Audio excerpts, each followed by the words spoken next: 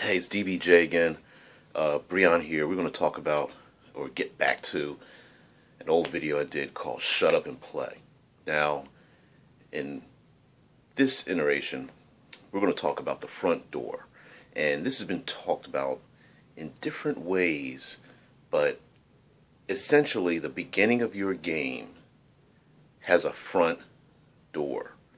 So, an example would be, you have a mysterious island. You want the characters to be on the island.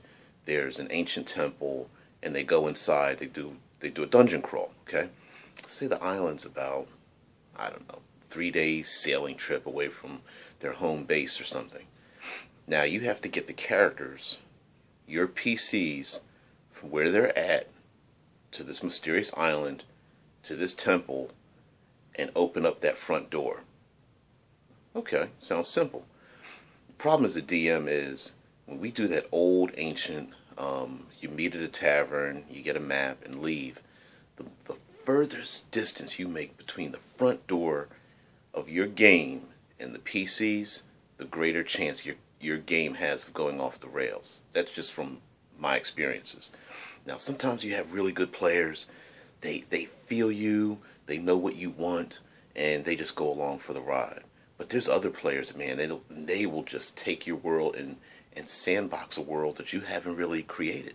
So what you want to do is start your players as close to the front door. Give them the keys, get them to enter into that front door as soon as possible. So my suggestion is start them right there at the front door. Now, of course, that means that your players have to swallow a lot. So if you start your game out, hey, you're standing there in front of this temple on this mysterious island, and you start doing this exposition. A lot of players are going to say, well, how the hell did I get there? Yes, you can play a lot of that with flashback. It was 3 days travel, sailing trip. It's a jungle area, and you're hot and sweaty, and blah, blah, blah. But, okay, maybe that might be too much for you. So then you can pull it back away from the front door of that temple. You say, okay, you're standing on the beach, and it's the aftermath of a wreckage, and your sailing ship, you can see it shattered off in the distance in the bay of this tropical island, and you look around, and you can hear birds cawing, and the humid air. It's like, it's like an episode of Lost. You're sitting there, and you just wake up, and you're on this island, and then you can do exposition. Well, how did I get there? Well, you guys met at a tavern. You found this map. You were able to get a sailing ship. And so being able to just get into the game, start your game off as close to your front door as possible. As a game master, understand how and where and why you want your characters involved in it. And if you are a great game master or dungeon master, you will understand that your players do not want to be railroaded. So once you start that front door, take the leash off of them. Let them go. Believe me, if you give them the keys to go into that front door, they will go.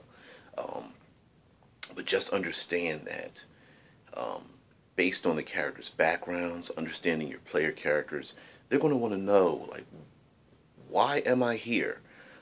I've played plenty of games where we started off as slaves, or jailed, or we're in a gladiator ring. This is the beginning of the game. This is where you're at, and trusting that the game master will explain, like, well, how did my character get there? I'm a master assassin.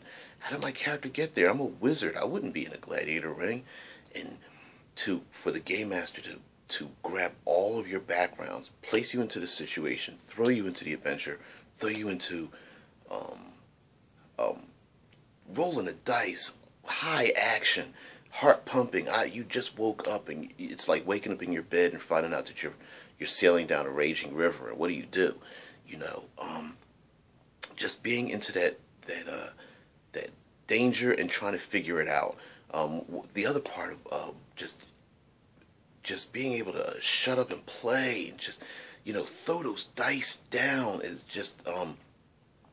just being able to start the game out so that the characters are hyper vigilant as to what they're going to do. Hey, you're in a storm and there's a hurricane blowing, you've got to survive. Now, after that, you start to expand out the world. Well, where am I at? Why am I here? Why would I put myself in this position? Who put me in this position? And that gives a game master or dungeon master a lot of time to think about, okay, I've just filled all your senses, your adrenaline's running. Now let me start to fill the world around you. The NPCs, the environment, the smells, the way sand is seeping into your shoes, the way bugs are falling against your sweaty skin, the scent of pollen in the air, the scent of dead bodies and burning homes, and the scent of poison gases and things of that nature. So all I have to say is start at the front door. Thanks, guys.